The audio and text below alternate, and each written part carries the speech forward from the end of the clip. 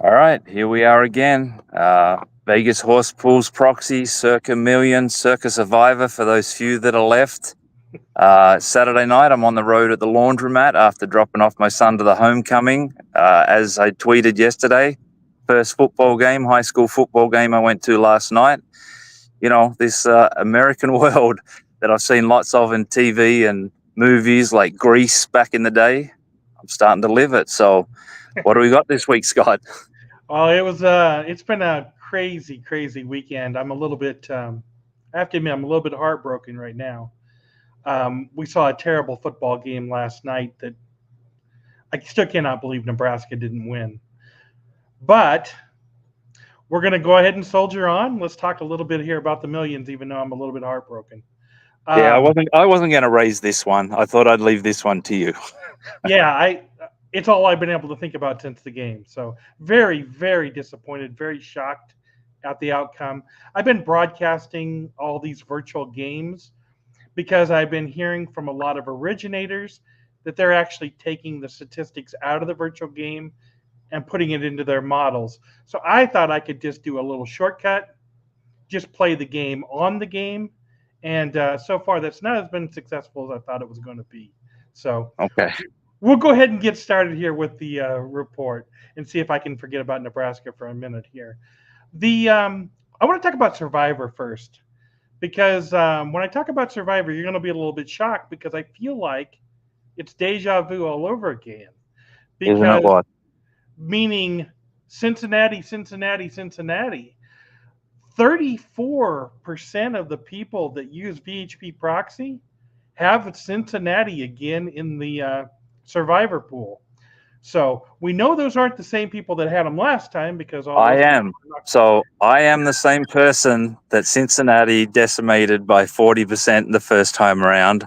I have one entry left, and I've gone Cincinnati again on Monday. So having an idea of where it all stands by then. I mean, if the Bungles take me out, the Bungles take me out. But it just looked like the safest pick while still having the PTSD from the previous time. And Cincinnati for decades. I mean, I've been on them many times. I was on them huge in the Super Bowl a few years ago. Uh, yeah, it just feels like I'm going to get taken out by these guys again. But that just seemed like the one to play. Cleveland was the other one I looked at, but I'm just trying to get to week 5 right now. I understand. And I'll just let you know, the definition of crazy is doing the same thing over and over again and expecting a different result. So you might want to think about that a little bit. But Well, 34% of all the people. yeah, and correct me if I'm wrong. It's actually getting to week 4. We're only in week 3. It feels like this has just been carnage already. The first 2 weeks have been extremely bloody. I mean, most of the people that have bought 10 entries from me have 3 or less left. It's been Oh, well, unbelievable. I'm one of them. So Yeah, and you're definitely one in that group. But the Bengals come in at number one. They're sitting at about 34%. Then this one, let me know if you think this one's kind of a shocker. Oh, before I say that, how is the Prime looking on this game? Do you guys need Cincinnati At or the not? moment, there hasn't been a done lot on the Monday night. That's one of the lower games. I think Okay, both those teams are just you know horrible teams, struggling teams. I I think we'll got see you. more of that as we get people get through the weekend and see what's left on Monday. Well, do you have that experience about Monday Night Football that people are trying to get even, so they bet bigger? Do you have that experience in So your? yeah, so back in the day, it was always the Sunday game because a lot of it was always settled after the Sunday games Monday mornings. So it was really the Sunday night baseball when there was no football, and then Sunday night football when there was football. Um, Monday night sort of the beginning of the week. So again, depending on where things are at, you get some different things happening. But I've seen it all. So yeah,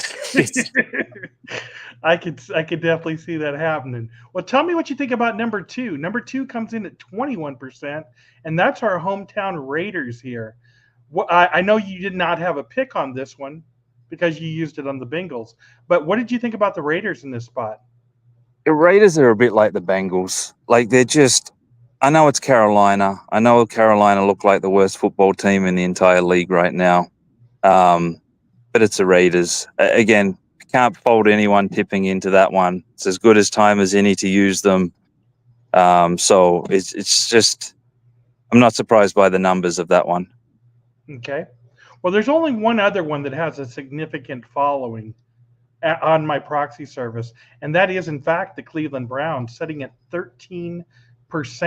So that's Yep. the final. That's the big three as far as the proxy service that I have. Yeah, Has entries on. Cleveland was the play because, again, Cincinnati you can use another time. Cleveland, they've got I think they're heading on the road shortly. This was the time to play them if ever. But yeah, again, I'm more just 9 out of 10 dead. I was looking for the safest way home rather than playing the strategy right now. So yeah, you know what it is. Once you get punched in the nose, it's seeing how you rebound. But That's right. I'm swaying. I've been hit hard, so it's. I just figured I'll go Cincinnati again, and let's see what happens. All right. Well, let's talk a little bit about the millions, because I thought the millions was kind of fascinating here. The number one pick in millions turned out to be the Pittsburgh Steelers, -1.5. They were setting at approximately 8%, between 8 and 9%. But you have to remember, if everybody would have picked them, it would have only set at 20%. So about 40% of all of my entries for the proxy service were on Pittsburgh. I don't know. Remember, you have millions entries. Did you play Pittsburgh also? Yeah, I have Pittsburgh in a bunch of mine. I think maybe 3 or 4 out of the 5. Again, as we saw last week, all the movements between when CIRCA put up their numbers and where the numbers were sort of late Friday, we're definitely seeing the percentages there. Oddly enough, Pittsburgh is our best result for the week at the moment. There's a lot of money on the Chargers. So it's sort of... it's just the way that one's standing. But that one was an obvious one. I thought this whole week feels very trappy. I mean, a lot of these numbers, Minnesota +2 against the Texans. I know that went to 1.5. That was one of your bigger numbers, I believe, as well. Mm-hmm. Yes. Eagles +3 down to 2.5 with the Saints. Again, I mean, just looking at it feels like a side to be on. And I think it was another one that they, again, key number moving from CIRCA down to the books during the week. Those are an easy one. What was your percentage on that one? I figured it was high as well, right? Are you talking about the Vikings? Is that what you said? The Eagles. Let me pull up the Eagles here. I have got it. It doesn't jump out on the chart. Yeah, I'll find it here. Here we go. They're setting at 6.4. So if you take that times 5, you're looking at about what, 32%? So one Right. out of 3 entries had it here at VHP. So that is actually one of the more popular ones. Actually, I'd put that in about a 4-way tie. The Eagles, looks like the Titans, looks like the Rams, and the Falcons. They look pretty close to about a 4-way tie, give or take. Yeah, and the Titans was the other one. They were -2.5, and now they're 3. So again, it's all top-down plays with a lot of these guys picking these things. This week, I think there was 6 games that did move in the direction that literally you could have just filled, all your entries with those 6 plays in 5 different ways, combinations, which kind of what I ended up doing. Had the Rams in a few. Both the Rams and the 49ers both looked beat up. That game went from 7 to 6.5. And oddly enough, on that one in particular, we are very heavy both sides from the masters or the professional bettors. It's the most bet game from both. Most bet game by the pros and fairly well balanced on both sides. So that one's going to be interesting to see what happens. I know if it lands 7, it's going to be ugly. But that one's one of the heavy bet games right now. Okay. The one game I did forget to mention was the Minnesota Vikings. That is the top 6 on the millions play. I forgot to mention those. Yep. And just to note that one, that the Texans are actually the heaviest bet team this week by the professionals right now at Prime. Very interesting. So the Texas game and the Pittsburgh game does that mean they're number one and number two? So Pittsburgh is the biggest position right now that we need, and the Vikings, which again, it just feels like the Vikings at home getting points have done nothing wrong to this point. Mm-hmm. You know, home home dogs was one of my biggest plays growing up on NFL. You know, late '90s, early thousands. If there was a home dog, you were on it. Just Yeah. didn't matter. And then just to add it into some teasers and roll it up over the 7. I mean, this week just feels like it's teaser heaven, just pushing all these things over the 7 number for these home dogs. But, you know, as I said, it feels very trappy this week. Yeah, very trappy. And for me, it feels like it's week one all over again. We'll see what Cincinnati does. If Cincinnati loses again, it's going to be week one all over again. So, yeah, that's about those are the big ones that I have here from VHP.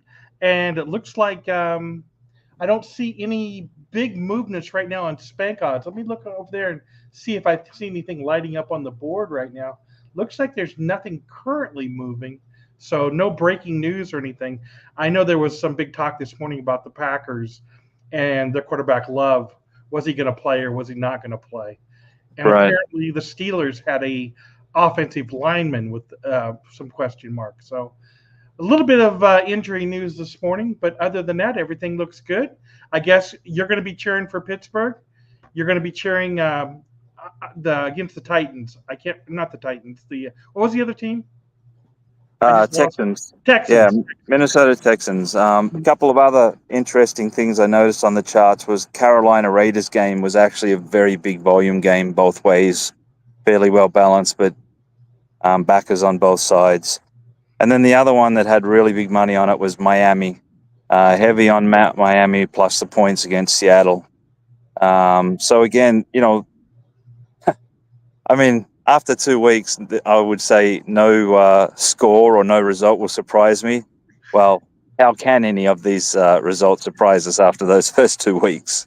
Yeah, it's been a crazy, crazy start to the season, but this is why we love it. So I guess we're getting what we wish for. And this is why no one should be limited on NFL. Everybody should have house limits, and it's the one sport where the bookmakers should, you know, just hang out for. There's some bad weeks, you know, and usually that's if you have lots of recreational players and all the favorites covers and you get whacked that way. But the NFL is the one sport on the planet that I want to be a bookmaker. I want to put up a number. I want to let everybody bet what they want to bet and just sit back and watch those results Sunday afternoon. Well, bookmakers are always going to do well in the NFL just as long as 11 is still bigger than 10. You guys are going to do fine. You guys are going to do fine. And I don't understand the limiting either. I really don't get it.